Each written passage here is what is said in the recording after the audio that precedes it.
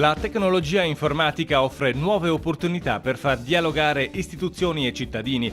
Lo ha ribadito il vicepresidente del Consiglio regionale del Veneto Carlo Alberto Tesserin, aprendo a Venezia i lavori del convegno sull'e-democracy, cittadinanza attiva, organizzato da Consiglio e da Giunta per fare il punto sulle esperienze in atto e sulle prospettive nel Veneto delle nuove pratiche di partecipazione e democrazia. In una stagione difficile, caratterizzata da una manifesta sfiducia della gente nei confronti della politica e delle istituzioni, ha aggiunto Tesserin, occorre fare ogni sforzo per mettere in campo nuove capacità di ascolto e di dialogo.